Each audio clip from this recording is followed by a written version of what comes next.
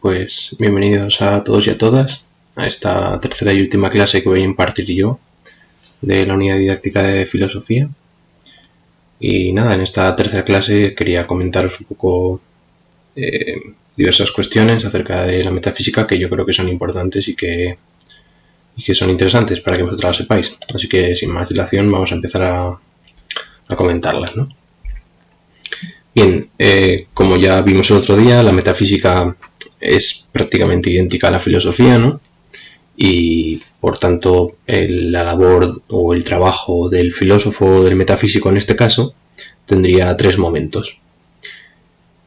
En primer lugar, uno ha de partir de lo que sabe, ¿no? Esto no es ni siquiera un momento, es como una especie de previo al momento de empezar.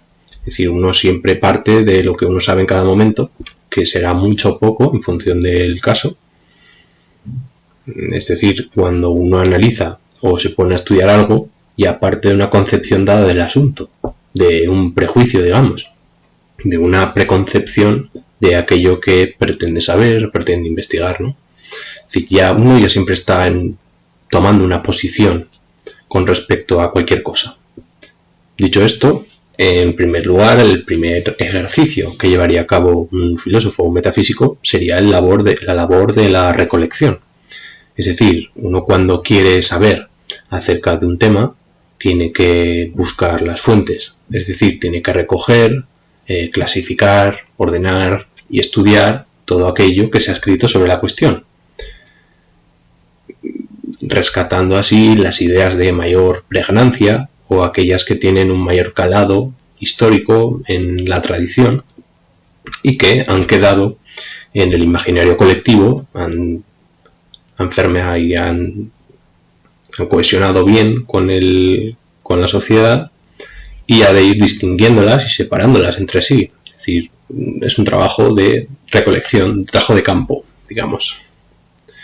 En segundo lugar, pues estaría el momento crítico, que es el momento de la criba, de la destrucción o de la trituración de determinados sistemas y de determinadas ideas que, como hemos dicho, hemos recolectado previamente y hemos separado ya en compartimentos estancos, y en estos compartimentos estancos es donde están estos pensamientos que se pretenden verdaderos, que se pretenden coherentes o bien fundados, cuando en realidad pues diríamos que tienen presupuestos que quizá están más allá de sus propios límites y que sobre todo, y lo más importante, es que se enmarcan o están sujetos a las circunstancias históricas de cada momento.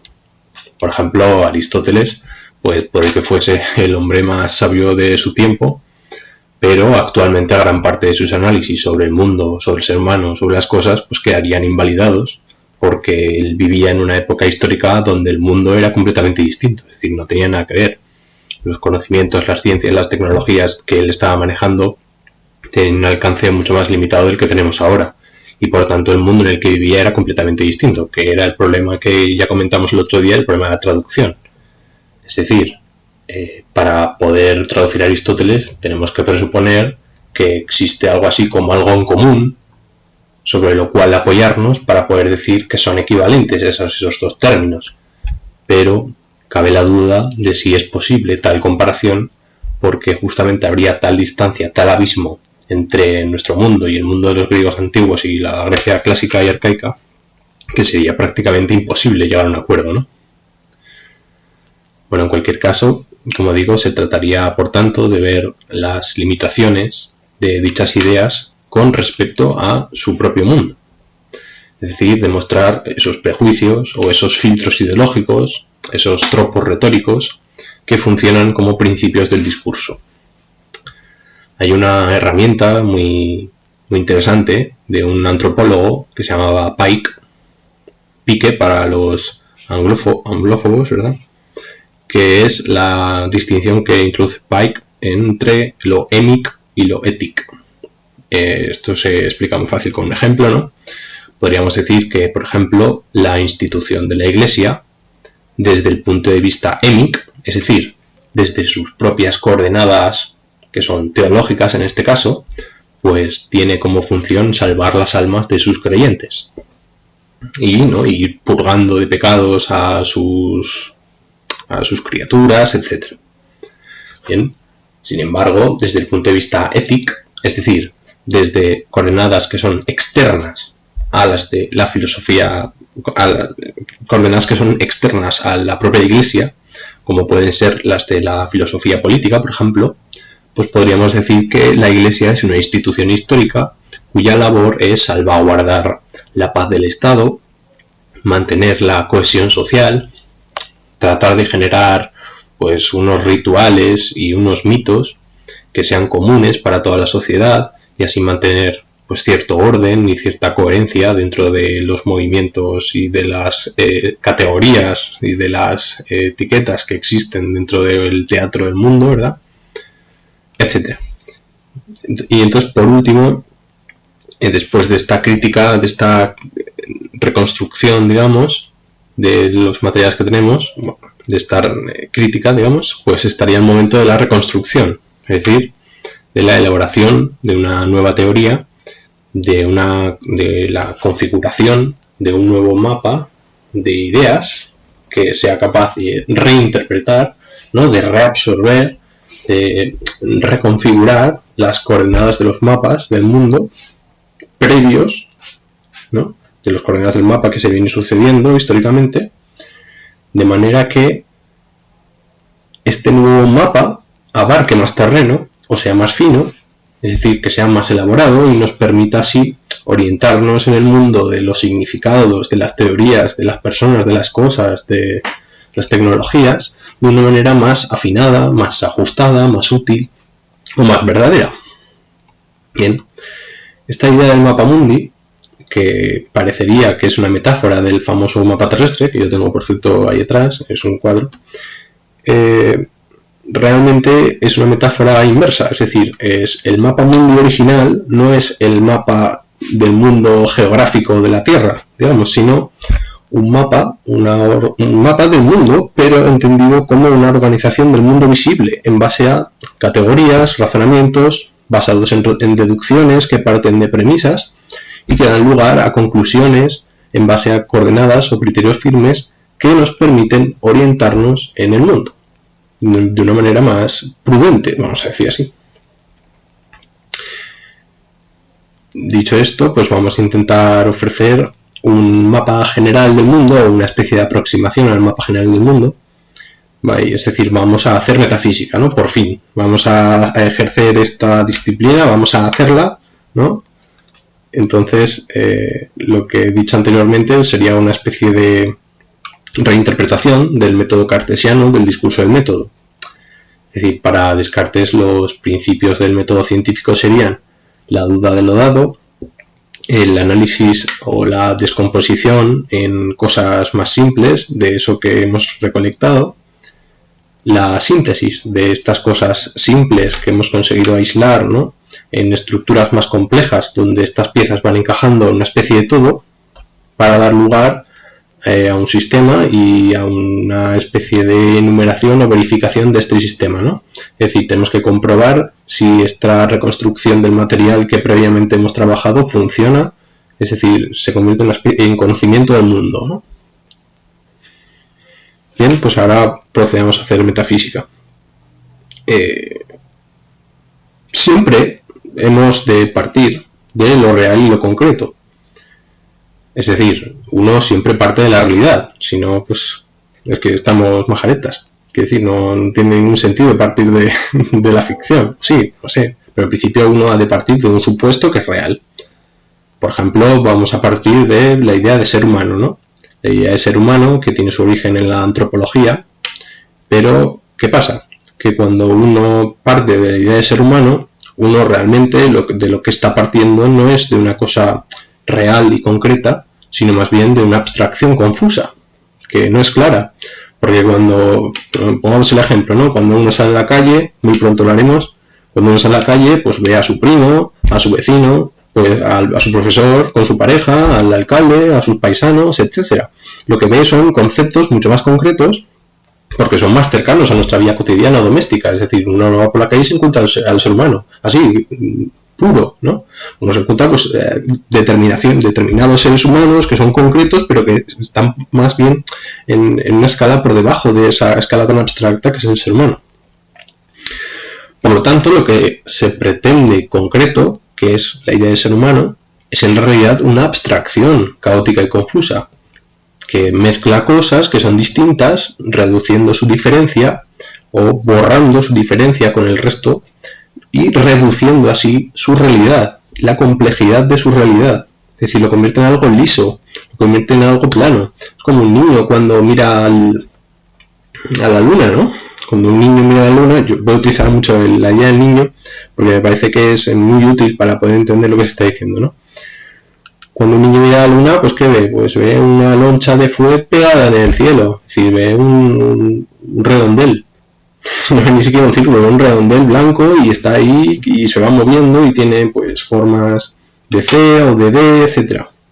Sin embargo, pues posteriormente ese niño llegará a la conclusión a través de la machacona de su profesor de ciencias naturales y conocimiento del medio, que la luna es una esfera, pues que tiene cráteres, que no es algo plano, no es algo liso, sino que es algo de profundidad y que está mucho más lejos de lo que parece, que no tiene un tamaño muy pequeño, sino que es una cosa más bien grande, es un problema de perspectiva, etc. Es decir, el niño con su mera impresión, con su mera intuición, con el mero hecho de ver la luna, no está viendo a la luna, está viendo otra cosa muy distinta. O sea, se está haciendo una idea de la luna equivocada, podríamos decir. Esto lo explica muy bien un filósofo alemán, que es Hegel, que ustedes no van a estudiar y probablemente no se lo vayan a enseñar nunca, porque los burócratas del Estado que redactan las leyes educativas pues tienen a bien no enseñarlo.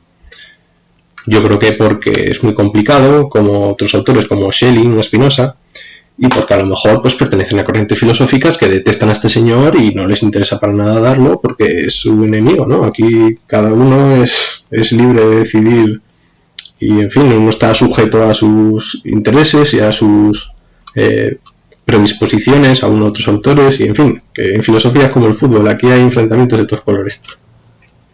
El caso es que Hegel, en su primera gran obra, que se llama la fenomenología del espíritu, que en un primer momento quería titular la ciencia de la experiencia de la conciencia, que esto es una cosa que se dice muy mal en castellano porque uno está haciendo ciencia de sí todo el rato, pero bueno, que representa muy bien la idea que tenía Hegel, lo que quería hacer, ¿no? Y el caso es que Hegel en los primeros capítulos viene a decir que cuando uno dice esto es aquí y ahora, ¿no? Por ejemplo, veo un ordenador aquí y ahora. Pues aparentemente yo estoy siendo súper concreto. Es decir, no se puede decir más acerca de lo que estoy viendo. Pues veo un ordenador aquí y ahora, ¿no? Sin embargo, los conceptos que estoy utilizando, por ejemplo, aquí y ahora, son universales, son abstractos, no son concretos. Porque uno no puede decir aquí y ahora veo un ordenador, pero es que dentro de media hora a lo mejor me voy a la cocina y digo aquí y ahora veo una mesa, y aquí y ahora veo un árbol, y aquí y ahora veo una ventana. Por lo tanto, el aquí y ahora son conceptos que, aunque se utilicen para representar algo que es concreto, realmente son universales. Es decir, aquí y ahora veo un bicho, y aquí y ahora tengo frío, y aquí y ahora tengo calor. Todo es aquí y ahora. Y por lo tanto nada lo es. Es decir, es abstracto intentar representarse las cosas a nivel concreto con palabras que se pretenden concretas. Ahí vamos. Bueno, esto es una crítica que hace Hegel al empirismo en el primer capítulo, de la certeza sensible.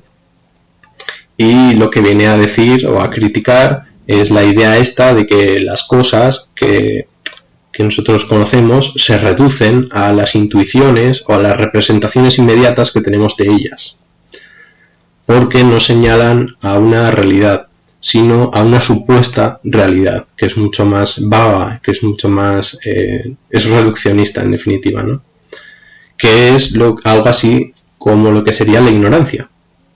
Es decir, la ignorancia es pretender saber algo sin haber investigado lo suficiente como para saber si lo que se dice es correcto o no, si está bien formulado o no, si está bien calculado y en definitiva si es verdadero, si de lo que está hablando, si uno sabe lo que sabe, ¿no? Si uno sabe que lo que sabe es cierto o no.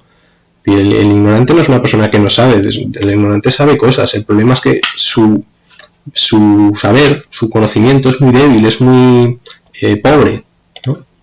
Bueno, hay ejemplos de esto pues a cholón, ¿no?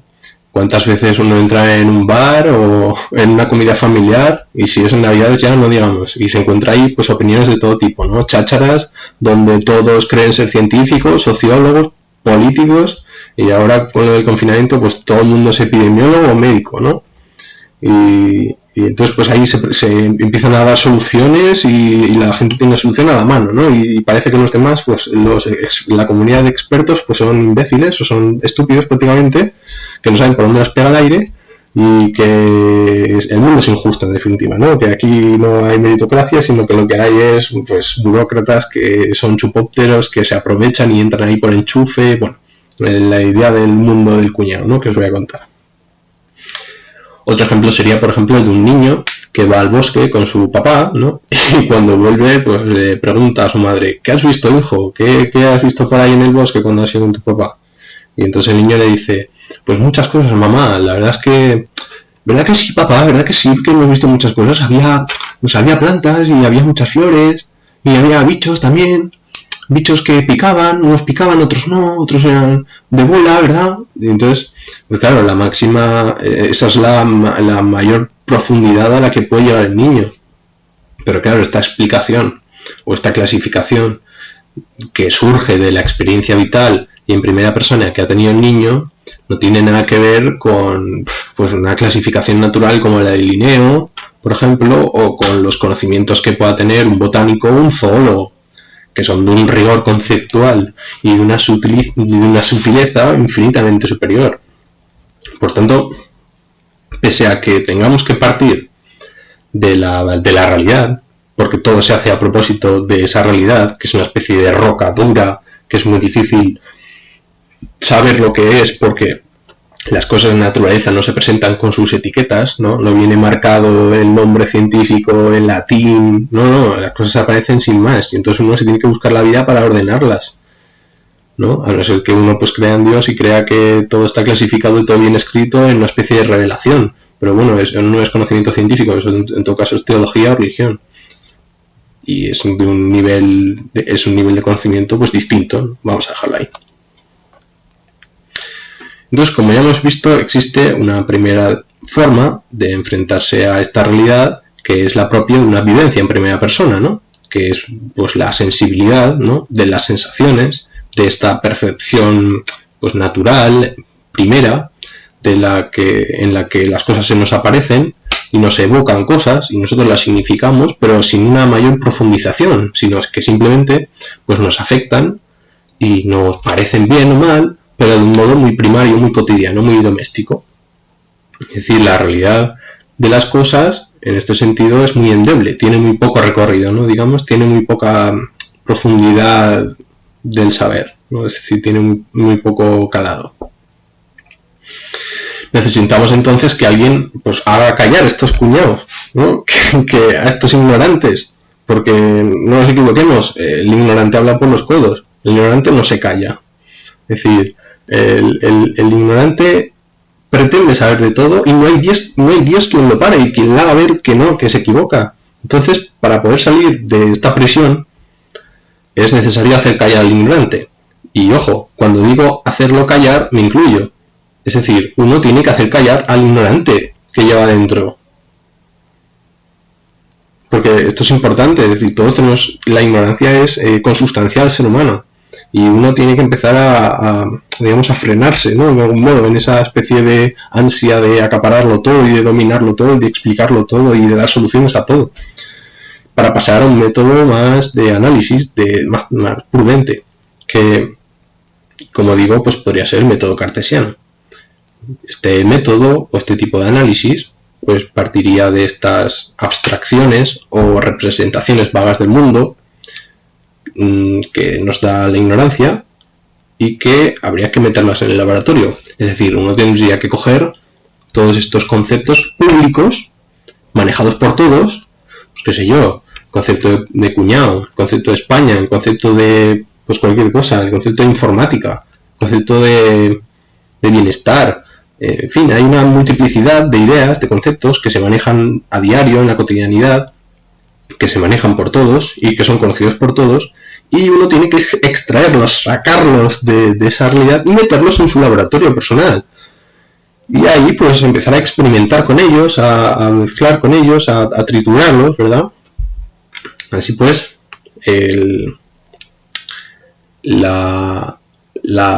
este laboratorio pues nosotros comprobaríamos qué es lo que tienen de verdad estos términos o estas ideas, si es posible rescatar algo, si es posible sacar de esos conglomerados, de esos discursos, pues las partes más simples, los trocitos últimos de los que se parte y que sí que es verdad que escondían parte de la realidad, pero estaba todo muy mezclado y muy revuelto y mal trabajado por la ignorancia. Entonces, tras este análisis y tras esta descomposición de la materia, como hemos visto, pues viene la reconstrucción, es decir, la síntesis. Es decir, uno tiene que volver a generar un discurso, una teoría, un sistema que nos permita reinterpretar al ignorante y a la ignorancia de manera que nos proporcione un conocimiento de la realidad que sea científico o filosóficamente riguroso, ¿no? Y que ya por fin nos proporcione un dato concreto y verificado acerca de la realidad. Es decir, para que una persona obtenga un dato científico verdadero, universal, y para que sepamos a qué temperatura, qué sé yo, se prende este bolígrafo o se quema, tienes que movilizar un montón de aparatos, un montón de teorías, un montón de lecturas, un montón de interpretaciones, de intercambios entre la comunidad científica que está investigando acerca de la cuestión para poder llegar a saber exactamente cuál es la temperatura a la cual se prende este bolígrafo. Digo, este bolígrafo, pero puede ser un elemento químico, puede ser pues un concepto de la economía, o puede ser cualquier cosa. Es decir, para poder obtener un dato concreto, o sea, no os podéis hacer la idea, un dato mínimo sobre algo es dificilísimo y requiere de una movilización, de una cantidad ingente de cuestiones, de cosas y de laboratorios, de personas trabajando por y para ese elemento concreto. Bien. Entonces, ¿qué es el ser? ¿No? Pues diríamos que el ser en general es lo neutral, es decir, aquello que se nos da, que tenemos disponible y que podemos manipular y transformar para nuestros propios intereses con una eficacia total o lo mejor posible. Es decir, el ser sería esta primera realidad sobre la cual tanto la ignorancia como el saber están trabajando en ella y se enfrentan a ella de una determinada manera, y unos les dan un sentido y otros pues les dan otro, ¿no? Uno tiene una utilidad más pragmática, más cotidiana, más doméstica, más del cuñado, y otra pues tiene una labor más científica, más profunda, más de trabajo con la verdad, de trabajo con el saber, de un respeto a ese conocimiento que se pretende universal, etc. Bien. Entonces, dicho esto, os voy a dar pues brevemente un par de herramientas del método de investigación filosófico que yo creo que os pueden ser de utilidad para la comprensión de la realidad por vosotros mismos, para que podáis vosotros tener pues mecanismos con los cuales podréis enfrentaros a esta caterva de ignorantes, ¿no? Bien, esta herramienta que os voy a enseñar es la teoría de la analogía. Muy rápidamente, existen tres tipos de palabras o de conceptos: palabras unívocas o conceptos unívocos, los equívocos y los análogos. Bien, las palabras unívocas o los conceptos unívocos serían aquellos que refieren a algo que es concreto y único. Es decir, que no hay discusión en lo que a su sentido se refiere. Por ejemplo, la entropía en la termodinámica, o la democracia en las formas de gobierno, o la religión como forma de creencia. Es decir, cuando uno habla de entropía, de átomo, de democracia o de religión, se está refiriendo a algo muy concreto y de discusión. O sea, todo el mundo sabe a lo que se refiere. Bien. Por otro lado, las palabras equívocas serían aquellas que refieren a dos cosas distintas que no tienen nada que ver. Pues es conocido por todos la polisemia en palabras como gato, que refiere al gato del coche o al gato del animal, el ratón, que refiere al rato animal y al ratón del ordenador, la muñeca, ¿no?, con este juguete para niños, o la articulación del brazo, La lista, ¿no? Pues una persona que es lista, pero también la lista de la compra. El consejo, pues una persona que da un consejo, pero también se puede referir a la congregación, a una asamblea. Es decir, son, pues qué sé yo, hay muchos más ejemplos. Hay ejemplos a cascoporro, ¿no? El cura, ¿no? Cuando uno se refiere a la cura como dentro de la medicina, me han dado la cura, o el cura, ¿no? Que viene del campo de la religión. O incluso, qué sé yo, el caso del león, por ejemplo. León viene de Leo, que se refiere al animal, pero también la ciudad de León, de Castilla y León, pues viene del concepto romano de legio, y entonces esa ciudad pues está ligada a la legión séptima, ¿no? de Roma. Y por último, en el último caso, tenemos las palabras análogas, que son conceptos que se refieren a diversas cosas, pero que estas cosas que son distintas guardan ciertas afinidades o parecidos entre sí, es decir, guardan cierto sentido, un sentido que las atraviesa. Por ejemplo, y este es el ejemplo clave que yo creo que es interesante señalarlo aquí, dado que es una clase de metafísica, es el concepto de real.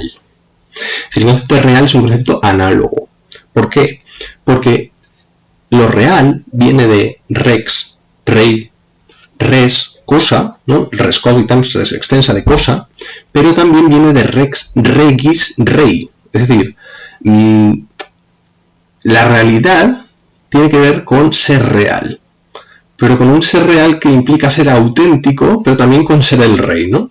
Yo creo que esta analogía es muy interesante, por ejemplo, muy útil en las tribus urbanas, como el rap o el trap, u otros estilos musicales, donde pues hay una disputa en competir entre ellos por ver quién es el más real, quién es el fake, quién es el impostor, pero también quién es el rey, quiénes son sus súbditos, quiénes son sus seguidores, ¿no? Hay esta especie de dicotomía, de pugna, de lucha entre los conceptos está muy presente ahí, y yo creo que puede ser de bastante pregnancia, de bastante utilidad para analizar este tipo de cuestiones.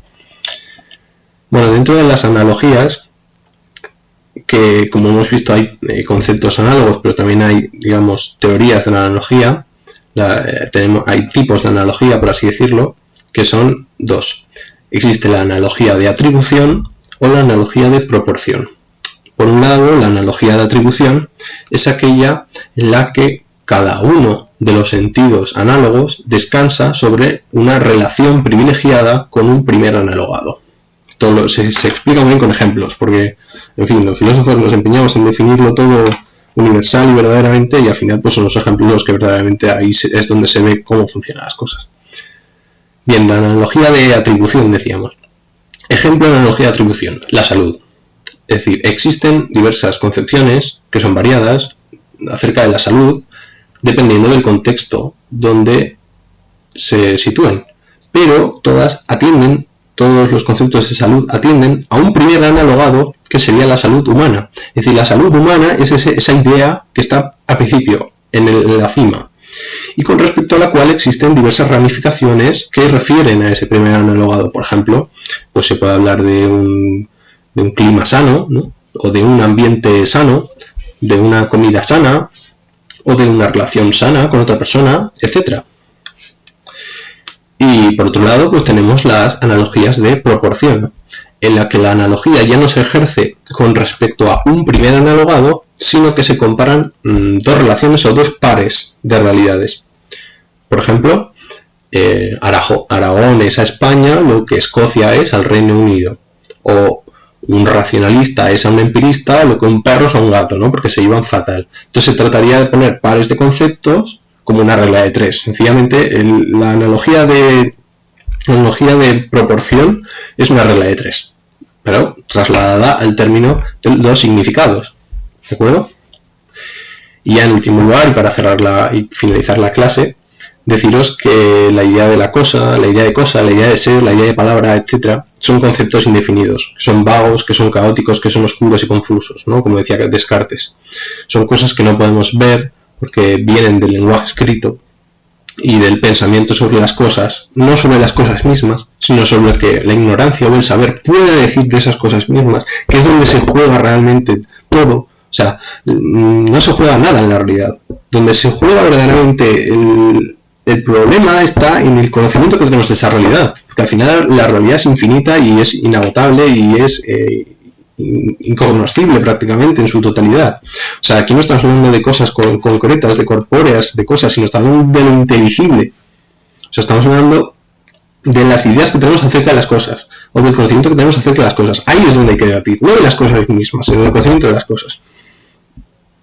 Por eso es importante conocer la tradición y conocer lo que dijeron otras personas sobre esas cosas, porque ahí es donde está el debate y ahí es donde tenemos que dar la talla y dar la pugna, ¿no? Para poder hacernos caso de las cosas, uno primero tiene que hacerse caso de lo que se dice de las cosas y por qué se dice de las cosas y por qué la gente piensa lo que piensa y los intereses que hay detrás y de las posibilidades del conocimiento que hay detrás, etcétera, etcétera. Es decir, la realidad es una jungla infestada de matorrales y de obstáculos de los cuales es muy difícil abrirse un camino y seguir un sendero, ¿no?, para llegar al tesoro, en definitiva. Así que nada, espero que os haya sido de vuestro interés todas estas clases y sin más despediros y daros mis ánimos para que podáis superar esto cuanto antes y vernos, como no, algún día en la calle por ahí y tomarnos algo juntos, por supuesto. Así que nada, un saludo y hasta luego.